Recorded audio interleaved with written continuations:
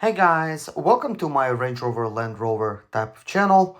In this video, I would like to tell you that my Range Rover wasn't overheating for 500 miles after I use a head gasket repair, case seal, and some radiator stop leak. But in 500 miles after driving it, I decided to replace the thermostat for the new one that I bought, which created then a problem and it started overheating again because the radiator started leaking. I wasn't sure if the radiator cap was still okay. So I've been doing some tests, and in this video I'm going to tell you what exactly went wrong, how did I resolve it to keep it from overheating. So please take a look at this video. Also, I'm sort of doing a case study on this Range Rover as I'm owning it. What can be done, what can't be done, because my whole main thing is to share with you guys the cheapest solution to fixing anything, to see if it's actually feasible to owning an old Range Rover, and is it a money pit as everyone thinks it is. So subscribe to this channel, take a look at my other videos, because I bought this Range Rover for me. I'm definitely keeping it, and as I'm testing these things, I will actually show you from first-hand experience what I'm basically going through. But overall, guys, I'm really happy with this Range Rover. If you are happy with your Range Rover and it's overheating or some other things, guys, take a look at these videos because they're gonna help you a lot. Hey guys, I got a 2006 Range Rover Sport and it was overheating. It no longer overheats. I did fix the problem. I'm going to tell you exactly what I did. There's several things that can go wrong and they're really simple. In some cases could be difficult, but you got to always look at all the simple solutions. So, you see how the water bottle does not have any water? I mean, they really should have put like the water levels on this side, but they really didn't. They put it on that side, and that is the cold fill right there. So it's slightly above cold fill. On the hot fill, it's going to be slightly low. Well, I'm not sure if that lower one is for the hot fill or not, because typically when water heats up, it expands. So, you know, who knows? But it says cold fill range. Oh, okay, so that's from the bottom to the top, so that's the range. You do not want to overfill the tank. But first, let me explain to you guys what was going on. I'm going to get on the inside, and I'm going to tell you what I did. So here's the Range Rover. So let's take a look at the temperature gauge. All right, as you could tell, the fuel is not doing too well, even though I just fueled it up twice this week. But with that being said, the temperature gauge is right in the middle. Now, I bought this Range Rover with an overheating issue, and I fixed it pretty much in a single day. And then I drove it for 2 months without having any issues, until I decided to think, okay, like everything seems like normal. Let me go ahead and actually just replace the thermostat and put a new one in there. So anyways, from then on, I started having issues. The very first day I did that, and the issue was it started smoking a little bit over there, kind of like, well, right now this is condensation in the window, but it started smoking. And when I came home after a trip that I did, that was approximately 150-mile trip, I was like thinking, like, oh, what's going on? Like, it was smoking. And I'm gonna tell you what was going on with that. The side of the radiator was busted, and let me just now walk outside. I'm going to show you kind of like what was going on over there, and I'll continue explaining because I want to give you some visuals. So it was leaking coolant over here, and as a matter of fact, I should have probably recorded this video, but I went inside and I got ready to leave. As you can still see, there is still some wetness. Let me see if I could zoom in better. You see on the side of the radiator is still wet. Well, it was actually leaking water all along the side of the radiator, like really foamy, you know. But looks like it sealed itself, and I was gonna go ahead and buy myself another radiator fix, which I will buy, and I'm gonna put another one in there. Now, this is all temporary type of solutions, but at least it tells you kind of like, well, what's going on? What do you have to really deal with right now?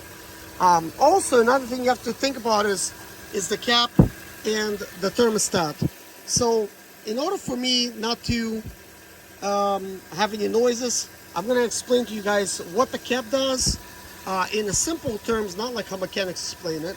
And this thermostat right here, how am I running the thermostat? And let me show you actually what the thermostat looks like. So here's a brand new thermostat that I installed yesterday, and today I replaced it. This is a very easy replacement. And I didn't replace it with the new one. I replaced it with the old one, except the other thermostat. I just basically removed the thermostat portion. As you can see, that slides out. But yeah, I slid it out, and the spring, everything fell apart and fell over there somewhere. I don't even know if it's still down there in the shroud or not, but I did peel it out. So right now, technically, there is no thermostat. So the water is flowing freely. Of course, it's not going to overheat, or will it, right?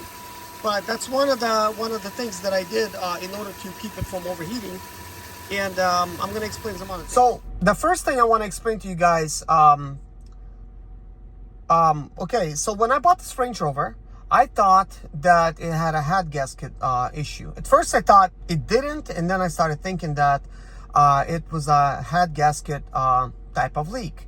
So I thought, okay, well, if I'm gonna mess with a head gasket, well, let me try this head gasket repair that I did. And I put gosh, I forgot the name of it, but I have a video for it. I basically put an additive. It's a very small bottle. And it did not help. Now, did it help or did it not help? I don't know, but it did not solve my issue at the time because the vehicle continued like overheating, okay? And so I put a radiator fix in it because it was real obvious the radiator had holes. Now, why does the radiator has holes? That is the whole question. And this is a question I had then. And since I had a free-flowing type of thermostat, the radiator itself, it fixed itself. Like the very next day, the radiator was like fixed. It was no longer leaking. When I finally got the car delivered to me after I actually ran the stuff, you know, outside my house and stuff. So I was kind of thinking, okay, well, I did order another radiator. It came in. I did order a water pump. I did order a thermostat. All those things came in. I do have a radiator. I do have it, okay? But the ultimate question is, well, why was the radiator leaking in the first place? Was the radiator old and it just developed a leak over time? Or was there another issue? Is there some kind of pressures in a radiator system that caused the radiator to leak? And the pressure is what I was concerned about. So I was kind of thinking, okay, well, the thermostat seems new. You know, I looked at the thermostat; it seemed new, like at the time when I got it. And I'm thinking, okay, well, somebody already messed with that thing, and so they put a new thermostat. The radiator cap seemed fairly new, but the thing is, I don't know, you know, it was kind of hard to tell. I could show you what the cap looks like. I guess, let me show you. So this is the radiator cap that was on it, and this is the one I replaced it with. If you put them side by side, I mean, this seems like a little bit dirty, a little bit dusty. It could have been the old cap, but that looks to me like a brand new thermostat. So, as you can see, it needs to hold 16 psi, and that's what it says up there, and I'll explain to you why. So as we monitor this thermostat gauge, we want to make sure that the vehicle is not overheating, and it's still not. So far, the vehicle has been on for about 20-25 minutes. But let me explain to you why the radiator cap is important. So it says that it needs to hold 16 psi of pressure, and imagine that it's a two-way system, basically. It opens up and it closes. So if the radiator cap, you know, fails to open or close, you know, various things happen to the engine to where, like, it cannot properly circulate the fluid. I'm just explaining to you guys in the normal terms. There's plenty of good videos that explain things about the radiator caps.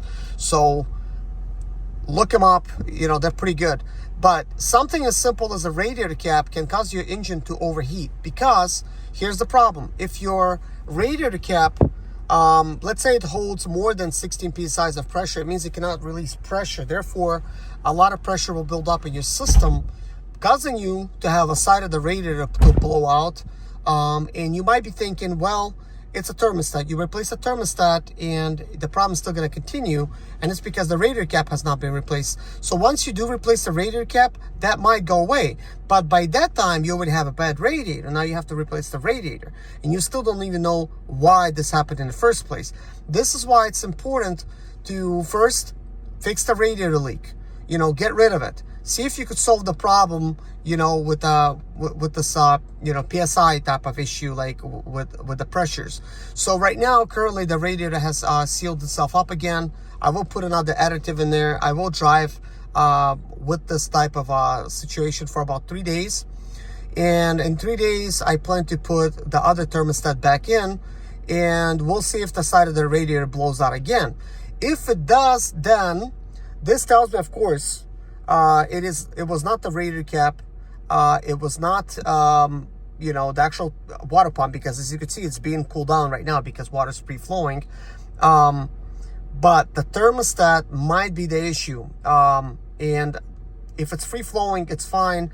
If it's not free flowing, maybe the thermostat, because the one I bought is a cheap eBay one for $20, and you should always buy original radiator cap from the dealer, and original thermostat, an original water pump, which I did not do. I bought the eBay type of stuff. So if you buy the eBay type of parts, it will leave you wondering, well, is the part defective? Is this thermostat any good? But in either case, once I do install my original thermostat back in, I will then figure out if the pressure will properly relieve itself. And also, we do want to test, before we even do that, I have a radiator pressure tester. We will test if the radiator can hold 16 psi of pressure. If it cannot, then it's pointless for me to even put that thermostat in.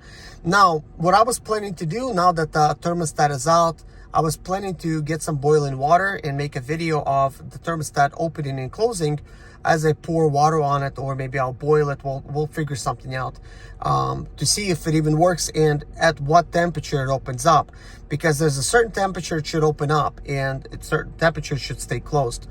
But anyways, guys, in conclusion, this Range Rover is no longer overheating. It is not a head gasket issue. And I will mention that this is a 4.4 liter V8 Jaguar engine, technically. So this is not a BMW engine. I know in the past, Range Rovers had a lot of head gasket failures when they had the BMW engine, but there hasn't been that many head gasket failures with the Jaguar engine, at least not that I'm aware of.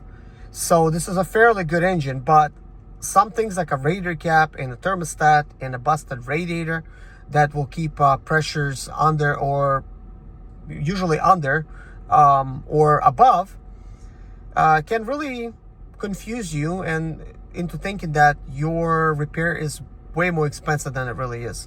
But anyways, guys, stay tuned for more videos. Hopefully this kind of explained it. I try to explain it as simple as possible, with a little bit of background story, and I'll keep you guys updated to let you know what happens. All right, thanks for watching. Bye-bye.